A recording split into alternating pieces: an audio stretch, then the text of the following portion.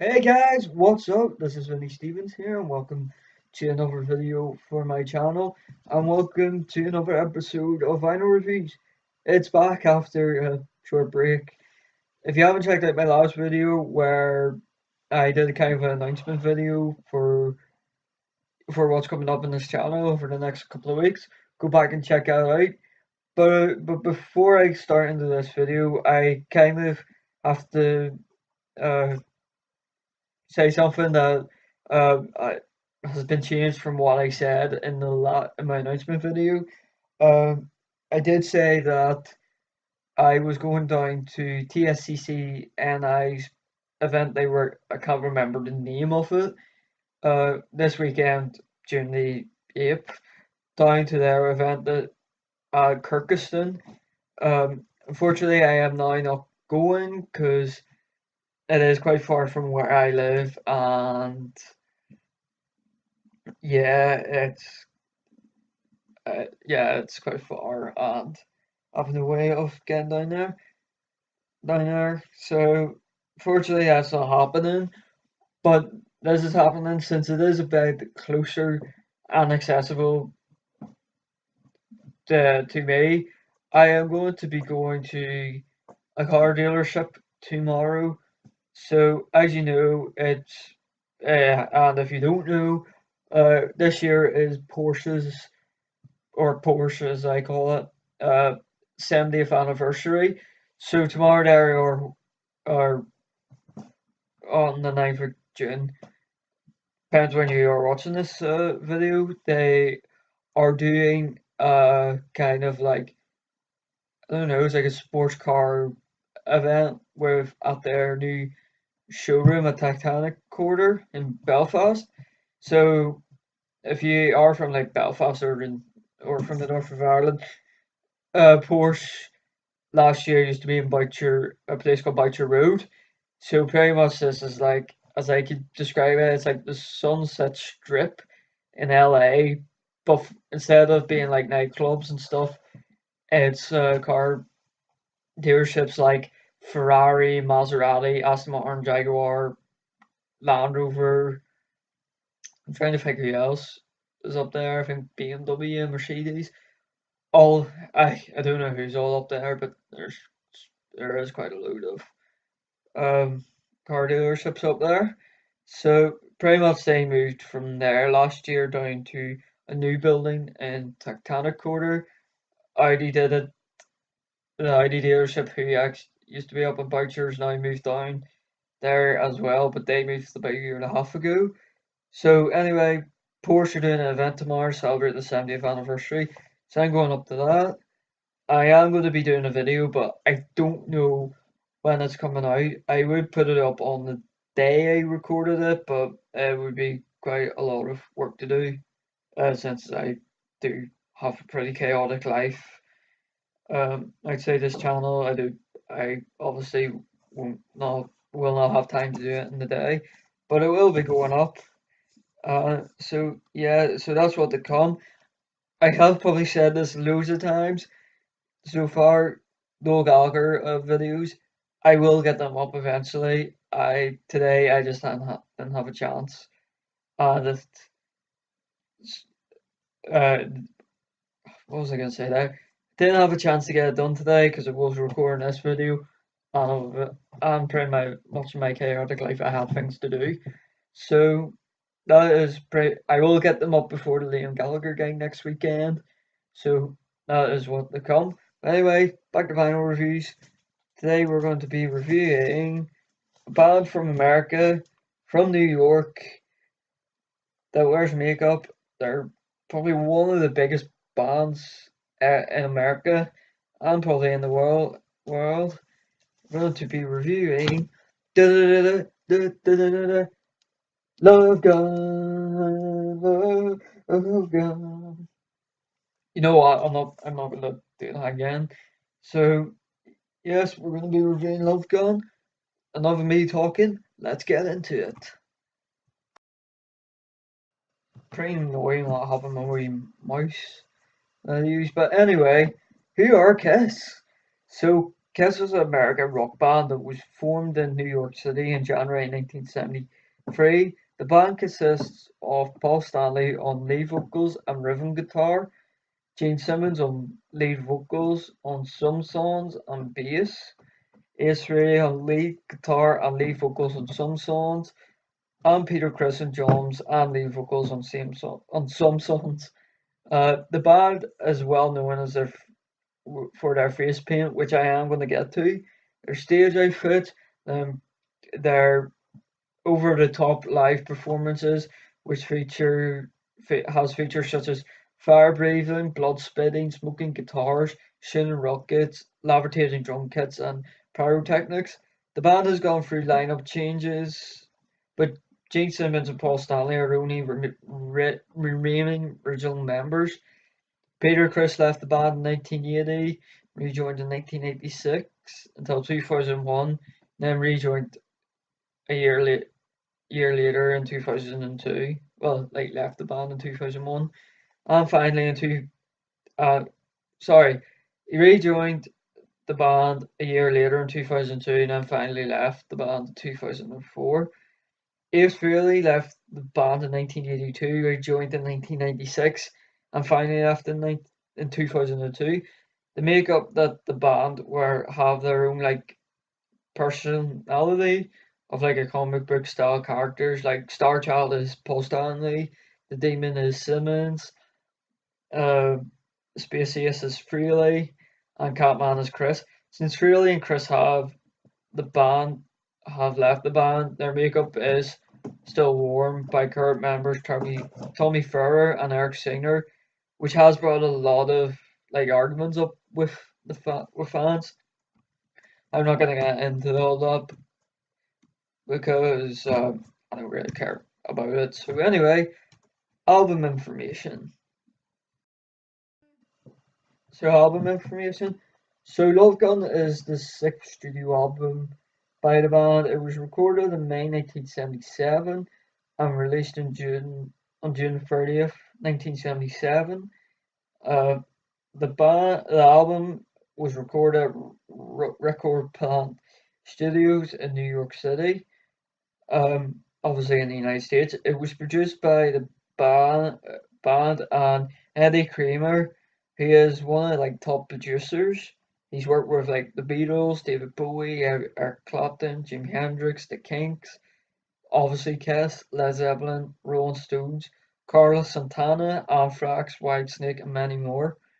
It was the first album to feature lead vocals from Ace Frehley, making it the first Kiss album to feature lead vocal performances from all four band members.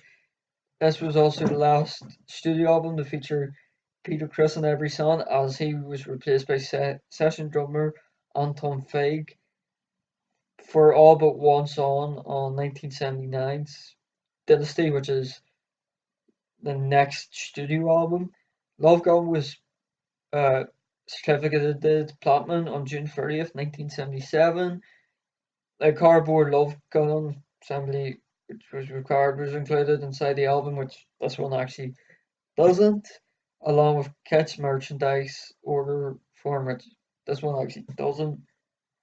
Before Love Gun was complete, a Gallup poll was released that Kiss was the most popular band in the United States, being Aerosmith, Led Zeppelin, and the Eagles.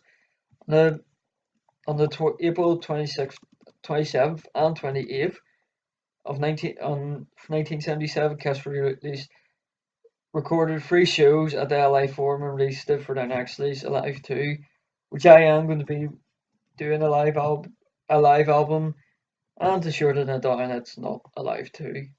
So anyway, on to the songs. First song, I Stole Your Love. So, I Stole Your Love. So, this was written by Paul Stanley. This song was in the same vein as other Kiss songs like Making Love and Come On Love Me. Need a bit to sing it there. Paul Stanley once said this song was influenced by the song Burn by the band called Deep Purple. The Mark III year of Deep Purple. This song was written and sung by Paul Stanley. Paul Stanley played the first guitar solo on it, and Ace Frehley did the second guitar solo. So on to Christine 16.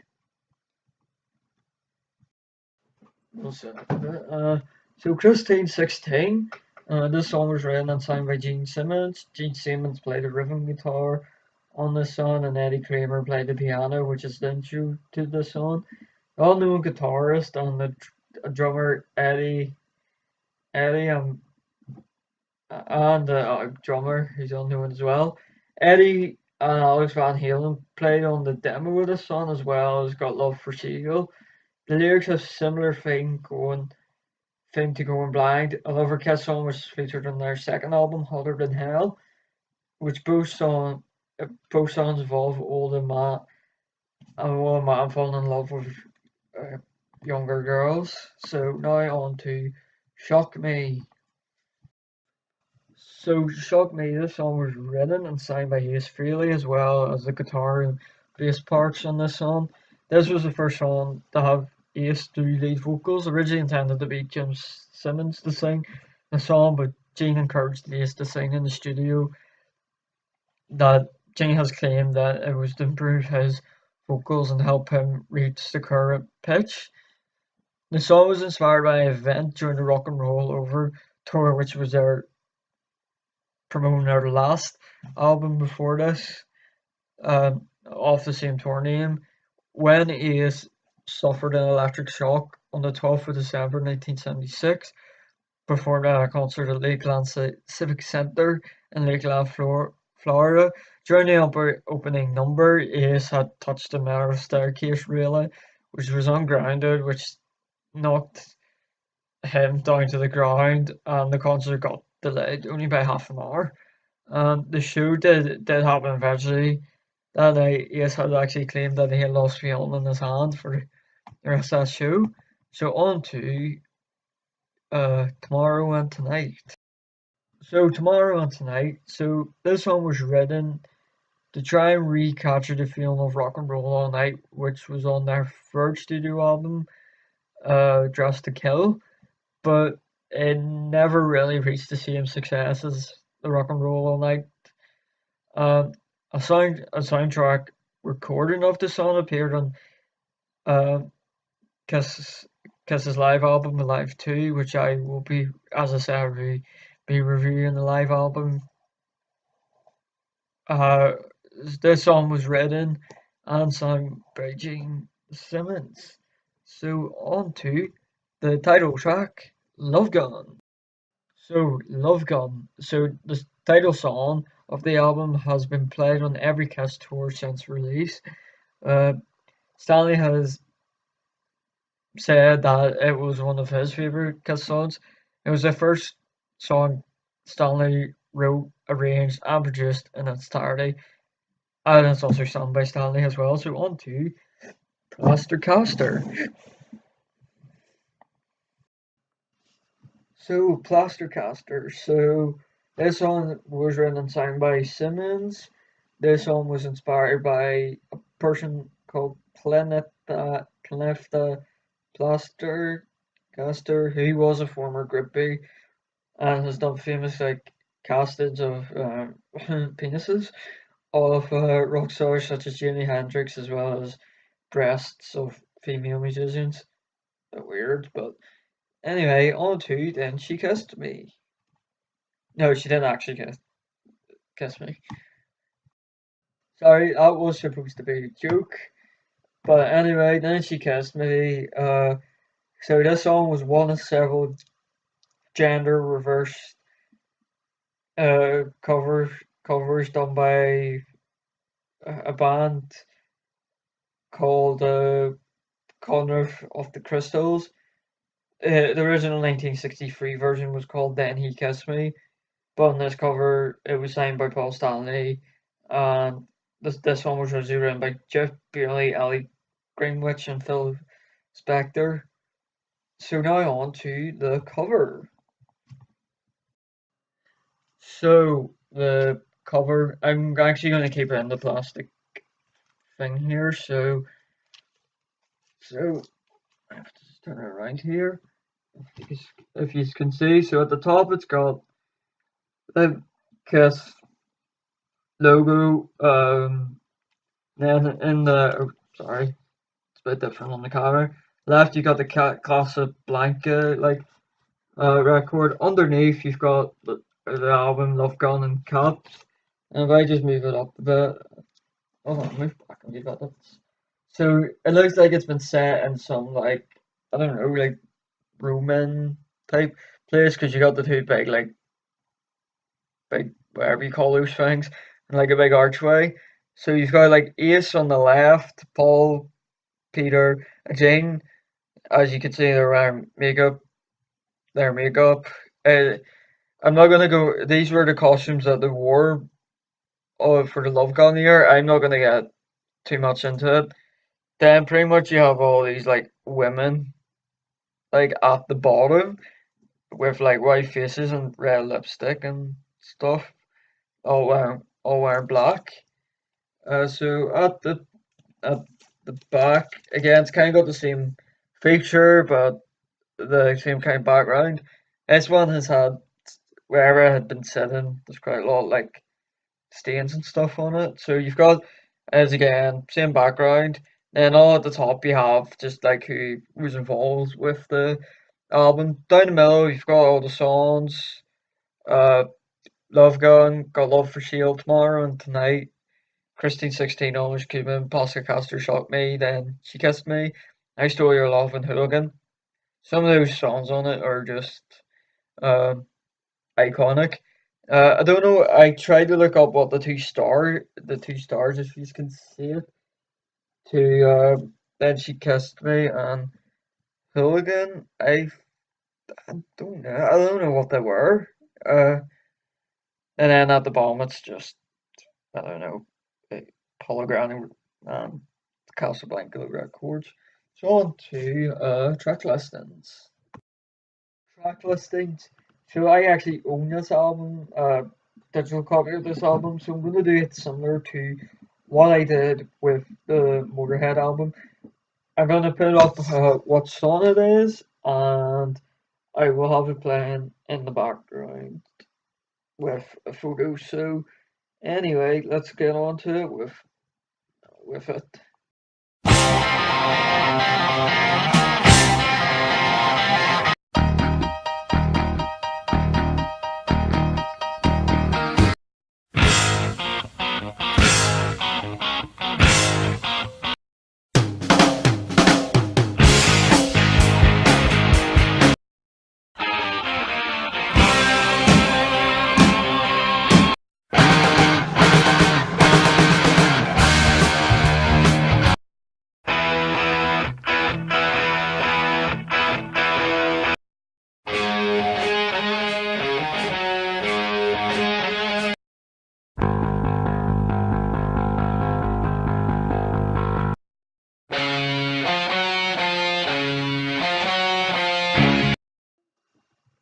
So charts. So in 1977, on the Australian albums charts, peak position was number 13.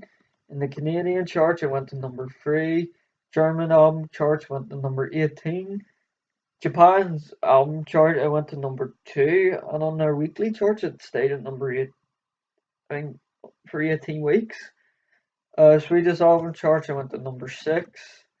If I just go down a bit. Swiss album charts went to number 8, and the US Billboard Pop Albums it went to number 4 and stayed there for 25 weeks. Now on to certification. So certification. So now one I could find was United States, the RIAA rated it platinum, sold over 1 million copies. So now on to my review. So my review on this album. So I would rate this album an 8 out of 10. I think this album is one of the best Kiss albums and second best like 70s Kiss albums they did. I don't think it is as good as Destroyer, and I think it is as good as Rock and Roll All Over. Like this album was released as like I can see it as their like kind of first peak at the height of their careers. The second height of their careers, I think, was from Lick It Up to Revenge. Pretty much after this album, the Love Gun one, of course. Their solo albums I mixed on it. Paul and Aces, I like. Gene and Peters, I don't like, and I think Dynasty was a good album, but that's what, but I think it's kind of where their decline was, and like in my opinion, then Creatures of Night was their kind of like rebirth and their peak starting to go up. Pretty much after Revenge in the 90s and 2000 albums, um I just find I just like them. But back to this album, I love this album. It's not just Paul and Gene singing on this album; the other two are, yeah, Ace and Peter. Um, I got I got that classic. I got that classic set. It's got the classic 70s sound. That's what I was meant to say. To it, and yes, it's a good studio album.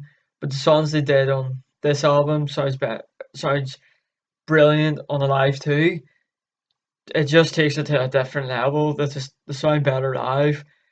But for a while, I did have this. How can I put it? I went through a phase where I just listened to Kiss.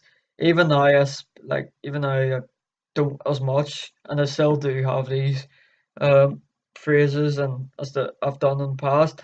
Like I am a big Kiss fan. I have T-shirts, mugs. I've even got the live albums and CDs, and I've got all their studio albums on like digital release. As you could probably see, I am a big Kiss fan. This album is the first out of two that I have on vinyl in my collection.